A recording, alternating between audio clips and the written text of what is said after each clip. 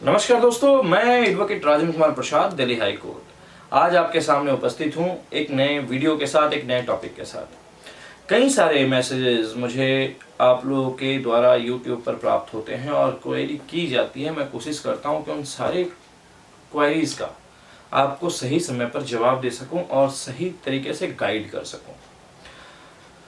जो लोग भी नए हैं इस चैनल पर, मैं उनसे पहले रिक्वेस्ट करूंगा कि चैनल को सब्सक्राइब कर लें और वीडियो अगर अच्छी लगे तो उसको लाइक और शेयर करना ना भूलें, ताकि जानकारी जो भी आपके नियरेस्ट एंड डियरेस्ट हैं उन तक सही समय पर पहुंच सके और आप उन्हें भेज सकें।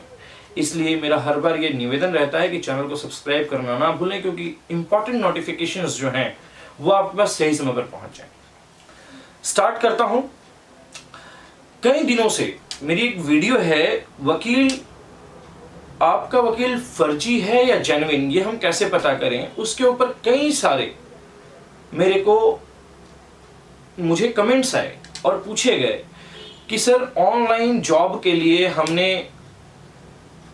किसी कंपनी से बात की थी, उन्हें हमने ओके किया था और बाद में उन्होंने जो है काम करने के बाद भी वो हमसे अब उल्टा पैसा वसूलने की कोशिश कर रहे हैं या पैसा ठगने की कोशिश कर रहे हैं, एक्सटोर्शन कर रहे हैं, इलीगल माध्यम से कॉल करके हरास किया जा रहा है। और वकीलों तक का, कई लोग वकीलों का नाम ले रहे हैं कि वकीलों से भी कॉल उनके पास आ रहे हैं और थ्रेट्स आ रहे हैं। होता क्या है एग्जैक्टली, क्या है ये बहुत बड़ा स्कैम है। आप कहीं भी पोस्टर देखेंगे, नेट पर देखेंगे, इंटरनेट के माध्यम से, पोस्टर के माध्यम से आसपास एरिया में आप देखेंगे poster, part time job, from home, students और जो हाउसवाइफ्स हैं, यानी जो गृहिणी हैं, घर की महिलाएं हैं, उनको पार्ट टाइम जॉब का झांसा देकर ये काम करवाया जाता है। होता क्या है इसमें, वो आपको एक मेल करते हैं, कंफर्मेशन देते हैं कि हाँ भाई, इतने से इतने घंटे अगर आप काम करेंगे तो हर महीने की सैलरी आपको इतनी दी जाएगी या इतने पैसे आपको मिलेंगे। टारगेट दिया जाता है कि 10 दिन में आपको 1000 फॉर्म या 7 दिन में या 3 दिन में आपको 200 फॉर्म या 500 फॉर्म भरने हैं, फिलअप करने हैं या डाटा एंट्री करनी है। मेरे पास कई ऐसे लोगों का कॉल आया जिन्होंने उस काम को प्रॉपर वे में करके भी दिया, बट करने के बाद जब उन्होंने काम को सबमिट किया, सबमिट करने के बाद भी उनके पास मेल आया कि आपका काम प्रॉपर नहीं है और आपके ऊपर हम एक मुकदमा डाल रहे हैं। लीगल नोटिस भी उनके पास भेजा गया, जबकि उस लीगल नोटिस का कोई महत्व नहीं है। दूसरा, ये क्या करते हैं, एक ओटीपी भेजते हैं आपका आधार कार्ड वगैरह लेके, या ईमेल आईडी पर एक्सेप्टेंस ले लेते हैं, या फिर आपसे एक एग्रीमेंट भेजते हैं, उस पर साइन करवा के फिर ये मेल मंगवा लेते हैं।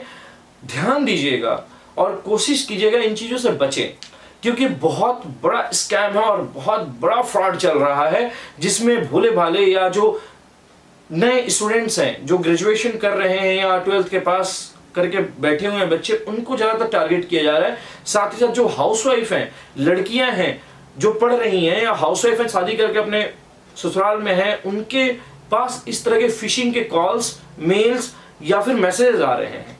बी केयरफुल, सावधान हो जाएं। इस तरह के जब भी कॉल आते हैं तो उनको इग्नोर करें, बचें कि इस तरह के किसी भी जालसाजी में आप ना फंसें। ये तो हुआ कि कैसे फंसाते हैं ये। आपके पास ओटीपी भेजते हैं, मेल भेजते हैं, कॉल करते हैं, पार्ट टाइम जॉब का लालच देते हैं, पैसों का लालच देते हैं। उसके बाद होता क्या है, जब आप काम करने लगते हैं तो हो सकता है 3 दिन का टारगेट हो, बीच में साइट अपडेट ना हो या साइट स्लो हो जाए या काम करना बंद कर दे। उसके बाद 3 दिन बाद, 4 दिन बाद फिर आपको कॉल करना शुरू कर देंगे कि भैया आपका टारगेट कंप्लीट नहीं हुआ, यू हैव टू पे सच अमाउंट, 20,000, 30,000 या 40,000 या 5 लाख या 2 लाख आपको पे करने हैं आपके नाम पर।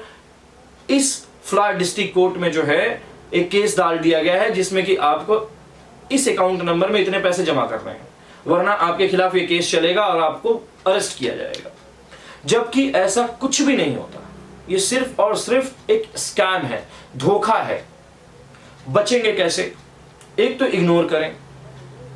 दूसरा नंबर चीज कि जब भी ऐसे स्कैम में ऐसा स्कैम आपके सामने आए तो कोशिश करें उससे डिस्टेंस मेंटेन करें, ताकि उसमें आप या आपके जानकार या आपके रिलेशन में कोई बंदा फंस ना जाए। उसमें सबको सतर्क रखें और सबको ये ज्ञान दें और बातें बताएं कि ये सिर्फ और सिर्फ एक स्कैम है।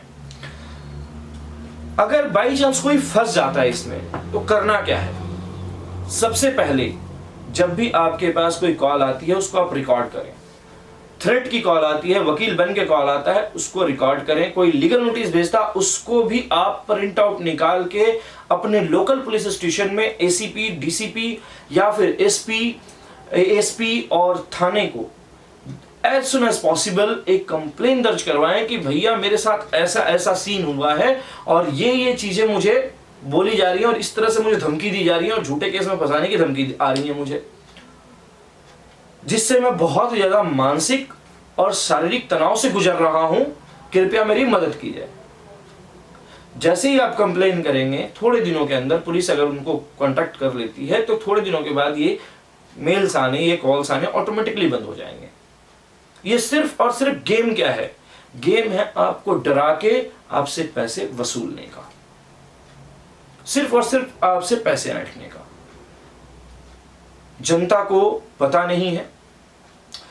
ब्रीच ऑफ ट्रस्ट का ये नाम लेते हैं कि ब्रीच ऑफ कॉन्ट्रैक्ट का नाम लेते हैं। ये ब्रीच ऑफ कॉन्ट्रैक्ट एक्ट के तहत ये कहता है कि जो भी आप कंपनसेशन आप दायर कर रहे हैं या कंपनसेशन आप मांग रहे हैं, कोर्ट बकायदा उसका ट्रायल चलाएगी और देखेगी कि क्या जो कंपनसेशन आपने मांगा है वो ठीक है, नहीं है, वाजिब है या नहीं है, तब जाके वो अलाउ करेगी। लेकिन ये क्या करते हैं, कोई केस नहीं डालते, सिर्फ एक झूठा केस बनाकर आपके ऊपर दे देते हैं कि भैया ये केस हमने डाल दिया आपके ऊपर, आप इतना पैसा हमारे अकाउंट में पे करो, अदरवाइज आपको इस कोर्ट से वारंट जारी करवाएंगे। ये कुछ नहीं होता, कुछ भी नहीं होता।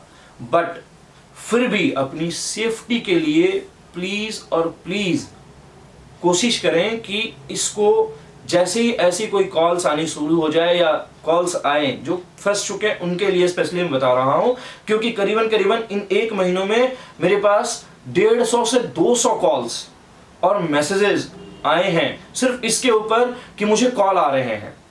लोगों ने या किसी वकील ने मुझे कॉल किया है, लीगल नोटिस भेजा और परेशान किया। एक तो मेरे जानकार के पास ही आया, लॉकडाउन की वजह से जॉब गई, उसने डाटा एंट्री का काम शुरू किया, उसने बकायदा जो भी काम करके दिया उसके सारे प्रिंट आउट्स निकाल के रखे हुए हैं, A to Z ओके काम करके दिया है। फिर भी they are demanding 35,000 from him कि आपका टारगेट कंप्लीट नहीं है, आपको इतना पे करना पड़ेगा।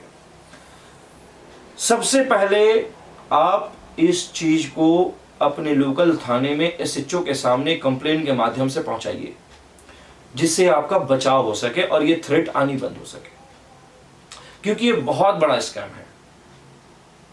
ब्रीच ऑफ कॉन्ट्रैक्ट का मसला जो है वो कभी भी लीगल नोटिस के द्वारा नहीं सुलझाया जाता, ना ही कॉल्स के द्वारा सुलझाया जाता है।